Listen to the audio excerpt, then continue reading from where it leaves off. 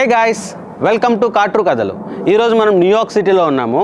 Week day అయినా సరే మా ఫ్రెండ్ చేత హాలిడే పెట్టించి మరి నేను బయట తీసుకొచ్చా. ఎందుకంటే న్యూయార్క్ సిటీలో ఎవరు ఎక్స్ప్లోర్ చేయని ప్లేసెస్ని మనం ఎక్స్ప్లోర్ చేయడానికి. ఇంకెందుకు late, let's start the video.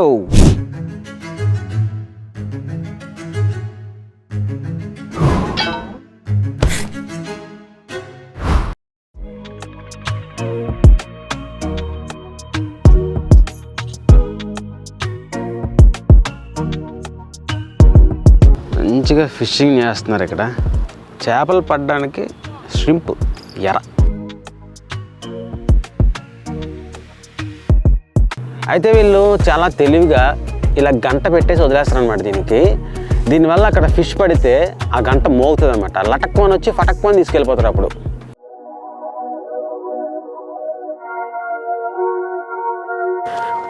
Chandramukhi సినిమాలో రాజ్మహల్ ఉంటుంది కదా, అందులోకి వెళ్తున్నట్టు ఉంది ఫీలింగ్ ఇక్కడ. Wow, nice. న్యూయార్క్లో కూడా ఇలాంటి ప్లేస్లు ఉంటాయని అనుకోలే. Let's go. సో గాయ్స్, మనం న్యూయార్క్ స్టేట్లో ఉండి అప్పుడప్పుడు ఇలాంటి ప్లేసెస్కి వచ్చి ఎక్స్ప్లోర్ చేయాలన్నమాట. ఎంతసేపు మన city Skyland, obviously city Skyland చాలా బ్యూటిఫుల్గా ఉంటుంది, కానీ అప్ స్టేట్ కూడా చాలా బ్యూటిఫుల్గా ఉంటుంది అనమాట. అప్పుడప్పుడు ఇలాంటి ప్లేసెస్కి వచ్చి విజిట్ చేస్తూ ఉంటే మనసు చాలా ప్రశాంతంగా ఉంటుంది. పాడైపోయిన ప్లాంట్ అంటే ఇది.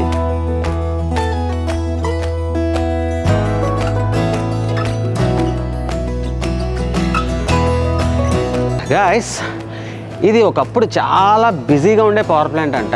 ఇప్పుడు 1904, 1906, 1904, 1906 ఆ ప్రాంతంలో, ఆ టైంలో చాలా బిజీగా ఉండేది. ఎందుకంటే పక్కనే రైల్ రూట్ ఉంది. ఇది పక్కన స్టేషన్ వచ్చేసి గ్లెన్వుడ్ స్టేషన్ అనమాట. అండ్ ఇది క్లోజ్ అవడానికి చాలా కారణాలు ఉన్నాయి. ఇది 1963లో మొత్తానికి క్లోజ్ అయిపోయింది. ఎందుకంటే ఎస్పెషల్గా టెక్నాలజీ అప్డేట్ అయిన తర్వాత వీళ్ళు అప్డేట్ అవ్వకపోవడం.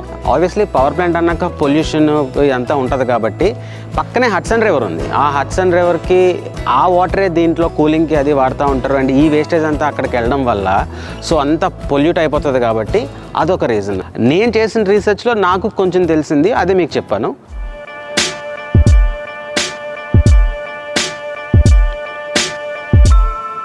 ఏదో తెలియని ప్లేసులు కవర్ చేస్తే అదొక ఎక్స్పీరియన్స్ అంతే. జస్ట్ అలా ప్లేసెస్ ఎక్స్ప్లోర్ చేయడం అన్నది గుడ్ థింగ్. పురుగులు ఈ వాల్స్ మీద ఉన్న గ్రాఫిటీ చూస్తుంటే నాకైతే ఆరెంజ్ సినిమాని గుర్తొస్తుంది. ఇక్కడ ఏదో ఉంది, ఎవరో వదిలేశారు. ట్రై చేద్దాం. ముక్కు మూసుకోవాలి.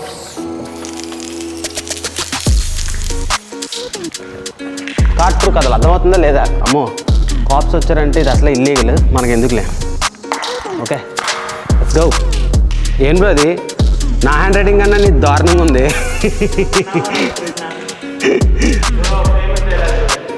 ఓడి అమ్మ, బాహుబలి సినిమాలో రథం కొంటాయి కదా చక్రాలు, అంత హ్యూజ్ ఉన్నాయి ఇవి. ఒక్కొక్క బోల్ట్ నా చెయ్యంత ఉంది.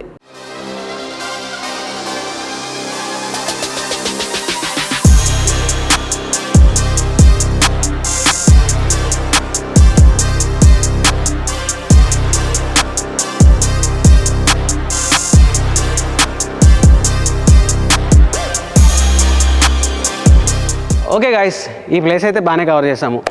నెక్స్ట్ ఏం ప్లేసో చూద్దాం పదండి.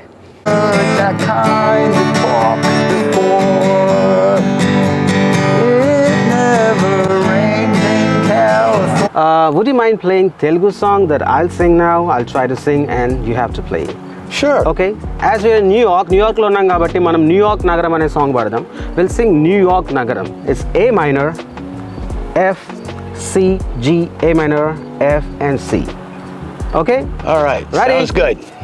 1, 2, 3, 4. న్యూయార్క్ నగరం నిదరోయ వేళ నేనే ఒంటరి, చలిలో తుంటరి, రెప్పలు విడిచిన గాలులు తీరం వెతకగా, నాలుగద్దాల గోడల నడుమ నేను వెలిగేడు తరిలే క్షణములో ఉరిమే వలపులో. Wow, awesome. You did a great job, buddy.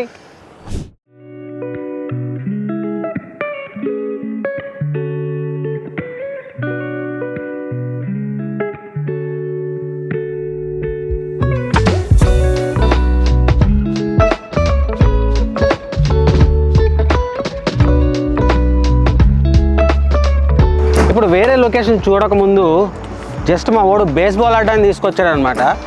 First time baseball ఆడుతున్నా. ఇలా పట్టుకుంటే క్రికెట్, అదే ఇలా పట్టుకుంటే బేస్బాల్, అంతే డిఫరెన్స్. ఓకే, ఇప్పుడు ఈ కాయిన్ అందులో వేసి బాల్ వస్తుంది, ట్రై చేద్దాం కొట్టడానికి. మనకు కొంచెం క్రికెట్ అలవాటు ఉంది కాబట్టి కొంచెం పర్లా, క్రికెట్ ఆడుతున్నట్టే ఉంది ఇది కూడా. వాసిపోతున్నాయి చేతులు.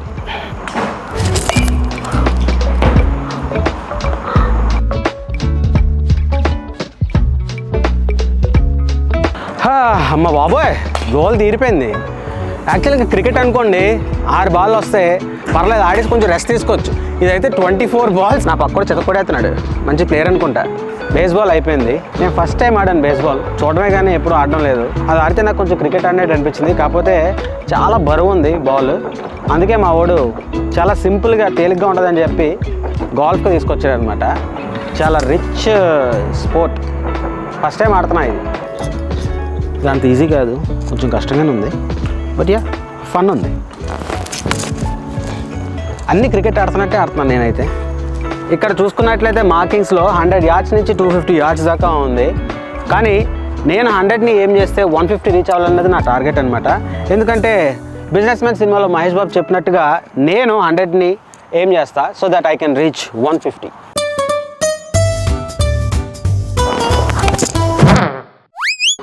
అబ్బా, అన్ని ఆటలు ఆడేసిన తర్వాత బాగా అలసిపోయినప్పుడు ఎక్కడైనా పీస్ఫుల్ ప్లేస్ తీసుకెళ్ళని చెప్పాం మా ఫ్రెండ్కి.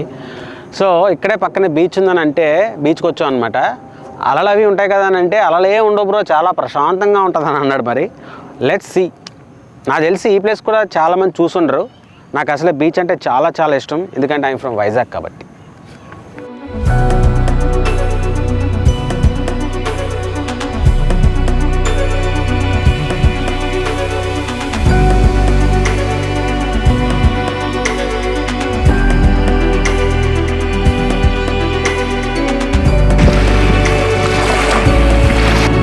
మా ఫ్రెండ్ చెప్పినట్టు అలలైతే ఏం లేవు, చాలా మినిమల్గా ఉన్నాయన్నమాట. ఇలాగా చాలా బ్యూటిఫుల్గా ఉంది. అండ్ యూజువల్గా న్యూయార్క్లో ఏ బీచ్కి వెళ్ళినా కానీ ఫుల్ బిజీగా ఉంటుంది, క్రౌడెడ్ ఉంటుంది. కాబట్టి ఈ బీచ్ ఆర్చర్డ్ బీచ్. సో ఇక్కడికి వస్తే మీకు చాలా ప్రశాంతంగా ఉంటుంది. ఎస్పెషల్లీ వీక్ డేస్లో రమ్మని నేను అయితే సజెస్ట్ చేస్తాను. సన్ రైజ్ ఇక్కడి నుంచి, సన్సెట్ అటుపక్క నుంచి. ఎర్లీ మార్నింగ్ ఈ బీచ్ అయితే చాలా చాలా బ్యూటిఫుల్గా ఉంటుంది, ఎందుకంటే సన్ రైజ్ ఇక్కడ నుంచి. అండ్ గైస్, పీస్ఫుల్గా అలా బీచ్లో గడిపిన తర్వాత ఇంటికి వెళ్ళి ఫుల్ కుమ్మాము. పదపురం ఎక్కడికైనా వాకింగ్ తీసుకెళ్ళు అని అంటే మా వాడు ఇవ్వండి ఇలాగ మంచి ప్లేస్ తీసుకొచ్చాడు. ఇదే క్లేసెంట్ పాయింట్ పార్క్. వెనకాల కనిపిస్తుంది వైట్ స్టోన్ బ్రిడ్జ్ అనమాట. చాలా బ్యూటిఫుల్గా ఉంది ఇక్కడ నుంచి. ఇది కూడా చాలా మంచి పాయింట్. సో ఇక్కడ ఉన్న వాళ్ళు హ్యాపీగా ఇక్కడ రావచ్చు. అది నైట్ టైం వస్తే ఇంకా బ్యూటిఫుల్గా ఉంటుంది.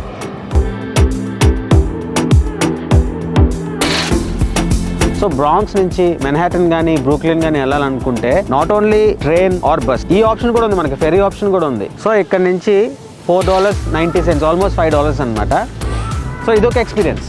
న్యూయార్క్ సిటీ అంటే స్కైలైన్, దాని బ్యూటీయే వేరు. ఓ పక్క సిటీ స్కైలైన్, ఇంకొక పక్క white stone bridge. What a beauty. So that was today's video guys. I hope you enjoyed it. And ఈ ప్లేసెస్కి మీరు ఆల్రెడీ విజిట్ చేసి ఉంటే కనుక కమెంట్ చేసి తెలియజేయండి. అండ్ అలాగే మాకు తెలియని ప్లేసెస్ లేదా ఎవరికీ తెలియని ప్లేసెస్, యూనిక్ ప్లేసెస్ ఉన్నాయంటే కనుక కూడా కమెంట్ చేసి మాకు చెప్పండి. అండ్ ఎస్పెషల్గా ఈ వీడియోస్ని లైక్ చేయండి, షేర్ చేయండి. And don't forget to subscribe to Kaatru Kathalu. See you next time.